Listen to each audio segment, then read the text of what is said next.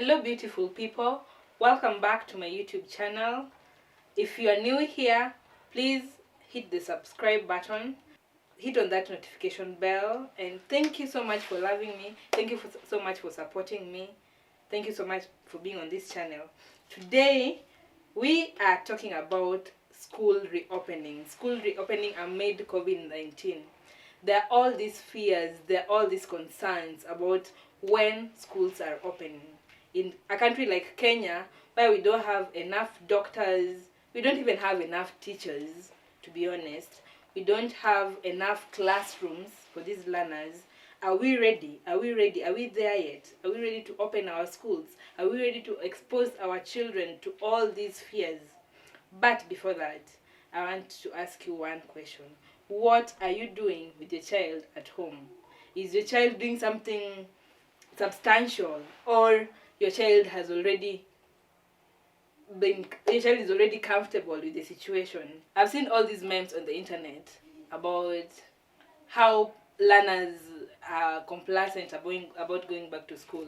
University students are already saying the way they're married, they've gotten jobs, they're cohabiting and all that. So I know for sure, anybody who's learning who is not in Form 4 or Class 7 and 8 is a bit timid right now to go back to school. So what is your child doing? Are you preventing that, or are you supporting that? Are you the one who is igniting that feeling, or are you trying to put their mind to concentrate on school and on the situation? I'm giving you tips right now, today, on what you should be doing with the child to make sure that they're ready for schools opening, because schools are opening soon. That's the situation. That's the honest truth. Schools are going to reopen. What should you do with your child? Number one, have a learning plan. Have a learning plan, what we call a timetable. Have a set out plan for what your child should be doing through the day. If your child is in high school, let them write a timetable or something, draft out something that you approve of for how they plan their day. Your child, these are children, they're not adults yet. You're not supposed to have a child do chores the whole day. You're not allowed to have them take care of their younger siblings the whole day. That's not right. Give them time to also be learners and children. So have a learning timetable for your child. Number two, have a reputable teacher or tutor. By reputable, I mean TSC accredited. How do you know that a teacher is TSC accredited? Nowadays it's simple. Just ask the teacher, do you have a TSC number? Let them show you. If they have a TSC number, let them show you. Sometimes you don't even, maybe if you ask, it will seem a little awkward or a little off. You could just ask them where they teach, and if you approve of where they teach, if you think it's a reputable institution, then that's your cue to that. So have a reputable teacher, let them mentor your child. And the issue of money, many parents are concerned with, oh, teachers, I can't pay a teacher, I can't pay a tutor because already the situation is out of hand. Nobody has money. Literally nobody has money, and that's the truth. That's a new saying right now. The whole country, if you ask someone, do you have money? Nobody has money. Legit, nobody has money. But there are teachers who are doing this for a passion. Teaching is a calling, and as long as you can find a teacher who is taking it as not only a profession but also a calling, you will always come to an agreement with that teacher. There are community teachers also right now. There are teachers, I've heard of teachers who are offering community payback, I should call it, to learners. Within your estate, there's a teacher. Within the place you live, within your vicinity, there's a teacher. You don't have to go far. You don't have to even call a teacher from your school if they live far, because that will risk your kids. You'll be putting a risk to your children. You could just work with the teacher who is within you, within your reach. Maybe in your estate, maybe in your compound. If you live in an estate, have them come in and tutor your child through this time. You can come to an agreement, because there is no amount of money that you can pay a teacher, and that's what people don't understand. You can never pay a teacher enough. So just come to an agreement of how much money is possible for you as a parent, and support your child through this time. The third thing you can do is follow up on your child's progress. Follow up on your child's progress. People, we we make life too busy. Too busy. Life is often too busy, and I think COVID-19 actually gave the world a break. I think COVID-19 was sent to give us, to tell the world, breathe in for a minute. We were meant to breathe in for a minute. So this minute that you're breathing in, it should also be a minute you're taking to invest in your child as a person, invest in their well-being, to invest in their upbringing, to invest in the type of friendships that they're making, to invest in what they are learning. Allowing your child to be in front of TV the whole day, nah, that is not giving your child, that is not investing. Of course, you have bought that big screen TV, and your child can now watch TV or be on Netflix or whatever the whole day, but that is not investing in your child. Have time to look at what they learned through the day.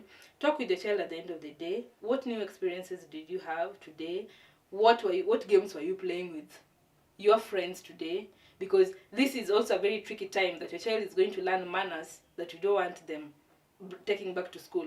And so many teachers are going to have a lot of problems, a lot of disciplinary issues with children, because your kids are picking different manners, different behaviors, different funny things from other kids. So make sure that you are investing in your child's education, not just the schoolwork, but also their wholesome being. The fourth thing is, talk to your child about school and the pandemic and reopening. Have an open conversation with your child. Not once, not twice. Make it a habit. Talk to your child. Tell them school is opening soon. Encourage them to read. Encourage them to read storybooks if they're in pre-primary or lower grades. Encourage them to read self-building books. How to build themselves, how to grow up into a responsible woman if they're in high school, how to be a man. There are all those books that your child can be reading during this time that will build their personality, that will make them a wholesome human being and someone who can contribute to the society. The last thing, check out with your school or the school your child goes to what measures they're putting in place for the children in that school. Because there are so many private schools right now, both private primary and private high school, that have put online video classes that are going on right now. There are schools that are sending work through Google Classroom. So find out what is your school doing, and if there's nothing your school doing, then maybe it's time to rethink that school, because this was an abrupt situation. But what if something like this happens in the future? If your school can't put those measures, right now the government knows that every child is learning, because there are all those TV stations and radio programs, educational programs that are going on. So according to the government, learning is going on. So if your child is in a private school where they're used to one-on-one concentration with the child, then the school should be offering Zoom classes, Skype classes, Google Duo, there's Microsoft Teams, there's all these video platforms where children continue to learn. We are slowly shifting to this narrative of physical classrooms. This pandemic is going to change every single thing in education, and we're going to be looking at different approaches. Most probably, a lot of schools are going to jump onto this train of video learning, video online classes. So find out right now. If your school is offering that, support your child. You're not supporting the school. Of course, you're supporting the teachers in that school also, because private school teachers are not being paid right now. But you're also supporting your learner. You're supporting your child in their learning education, and that is an investment that can never go wrong. If your child is in high school, have them join peer tutoring. Have them have friends that are meaningful. Monitor their friends. Parents are always advised to be cautious of the friends that your child has. But right now is the perfect time to get your child a reading buddy. We call them a tutor buddy, a reading buddy. Someone they can compete with, someone they can learn with together, someone that can challenge them. Not just about having friends who are telling them the new song that is online or the new funny habits that's going on, they can actually have a meaningful friend in their life right now. Back to the main topic of discussion today. When are schools opening? Guys, I don't know. I also don't know when schools are opening. With the cases rising every single day, if at case number 1, which was on 19th March, at case 001, schools were closed. I don't know what makes you believe that schools are going to open at case 1000 when we have 1000 unit infections. Highly unlikely. Also because of all this fighting, all these discussions with Kupet and Nat bickering left, right and center about the correct dates for opening. It's a bit tricky, to be honest. Right now it's a bit tricky. And the National COVID-19 Education Response Committee already sat down. They asked about your views, which were to be submitted on 22nd of May. I participated. I don't know if you participated, but they were asking views on what do you think we should do? How do you think we should go about this? So, with all this uncertainty, a week ago the president hinted that schools will open soon. But with Kupet and Nat still uncertain about this, we cannot assume that it's soon. Schools are eventually going to reopen, but maybe not soon. Personally, I cannot say if schools will reopen in May or June or July. But as long as your child has a learning program that is going on right now, I can be confident that your child is not missing out on any new thing, that your child is not going to be left out when you open school.